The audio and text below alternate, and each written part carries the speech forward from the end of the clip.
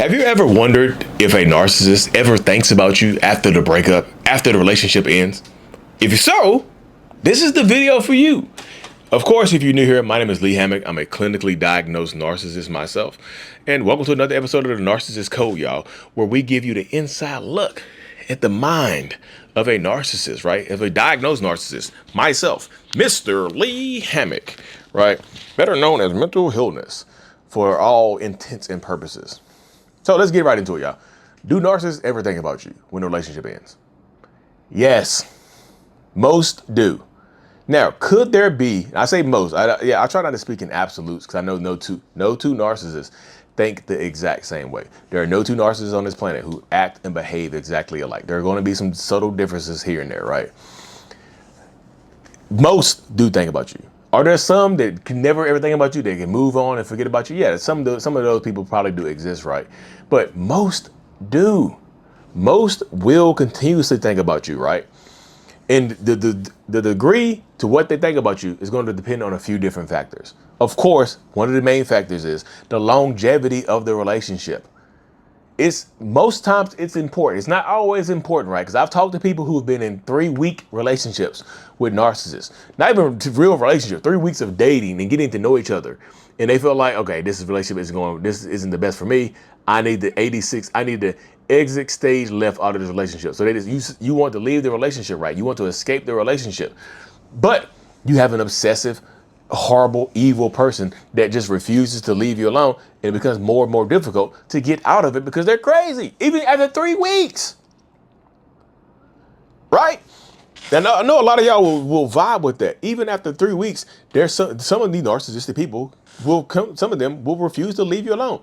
Some don't care that what has been going on. Some do not care what you've been through or how long y'all been together. They think that you belong to them. So of course, you're going to always be on their mind. And again, that might not be in a good way. I know some people, you're asking the question, well, do they ever love you? Do they ever care about you? It might not be in a good way. I know most people on this planet want to know that they matter in some way, shape, or form. That's one of the main questions I get. Did I ever matter to them? Yeah, you probably did, right?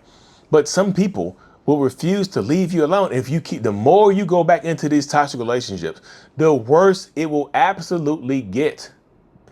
The more you go back into the toxicity, the worse it may get for you.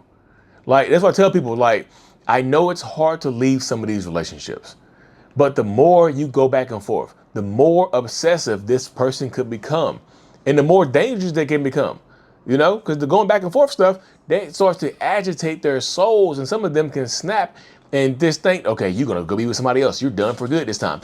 And they take you and or your family out of here. These family annihilators do exist. These weirdos out here do exist.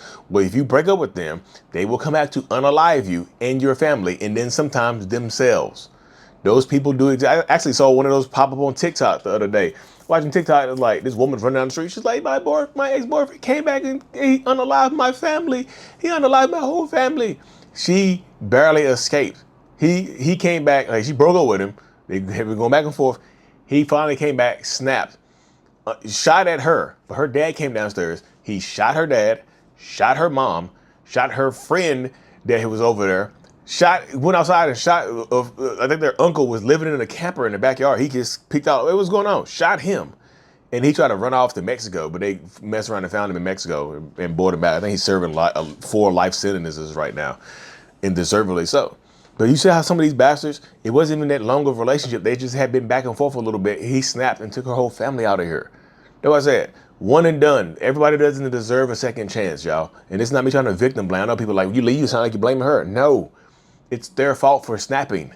I'm just telling you, you want to protect yourself. Don't do the back and forth for some of these psychos, which you might not know as a psycho. So some of them thinking about you might absolutely be the worst thing in the world. Some of them thinking about you might absolutely be the most horrible thing that could happen to you because they become obsessive, and some of them can absolutely become dangerous to you. They can become dangerous to you and your family members and everybody else around you. That's why you want to be careful as you possibly can, because some of these bastards will lose their minds on you. Let's keep it hot and ready like a Little Caesar's pizza, like I always say, right? So them thinking about you might not be the best thing. right? Sometimes you want them to forget about you. There's so many people in my comment section like, Lee, how do I make them forget about me, please? And I tell them, I'll do a separate video on this. This is them thinking about you, y'all. So after the discard, yes, most of them will think about you, even if they have someone else, because if them having someone else could also be a problem. I think most people think, I get a lot of people in my comments that say, I cannot wait till they find someone else so they will leave me alone. And I have to burst their bubbles. I was like, look, just because they find someone else does not guarantee that they will leave you alone. Sometimes they will try to double or triple dip. They'll try to put you in their little narcissistic harem, where they just keep you around and start balancing multiple people. Now, are there some people out there who are fine being in a narcissistic harem? Yes, there are absolutely some people out there that are fine being a part of a harem. Yeah. Now, I'm not saying that you are one of those ones that'll be okay with being as part of this harem, but there are a lot of people who are. And a lot of times, the narcissistic person will convince you that it's okay to be part of a harem. They will convince you that it's okay for them to deal with multiple people while you remain faithful to them. Look, I know I started talking to this other person while we were broken up, but guess what? I want you. I want to be with you, but I don't want to be mean and let them down so hard. So give me time. I need time to break up with them. I need time to release this new relationship. I need time. They're always asking for more time, but have very little to offer you for it.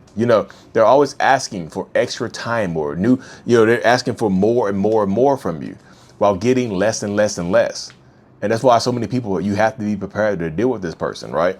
Because again, just because they have someone else does not mean that they will unequivocally leave you alone. Does not mean that they will just disappear on you and walk out of your life for good. That does not mean that, right? So they might absolutely think about you after the discard. Now, here's the main question that people ask.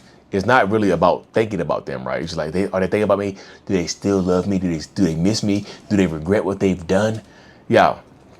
Could they still love you? Yeah, they could possibly still love you to the ability that narcissists can love, right? Now, most of y'all will think that narcissists can't love at all. I truly believe that there are some narcissists who can love, but it's just not that deep emotional connection that most people crave. You might not get that deep emotional connection that you might be craving from your narcissistic partner or friend or whoever this is, right? You might not have that deep connection that you're searching for, you're seeking. They might tell you that they love you. Y'all might have been through a lot. They might have put you through a lot. But in all actuality, is it something that is it going to be this deep Cinderella type story? Probably not, right? You're probably not going to get that deep emotional love. Do they regret what they've done to you when they're thinking about it? Sometimes they do absolutely regret it, y'all. They do regret it. But will they reach out to you? Some might not. Their egos might be so big that even if they regret it, or if they miss you, or they still care about you, it doesn't mean that they will reach out to you. And don't let that, I gotta say this, don't let me saying that make you reach out to them. Well, Lee, you said they regret it, but they were afraid to reach out to us, so maybe I should reach out to them. That's not what I said.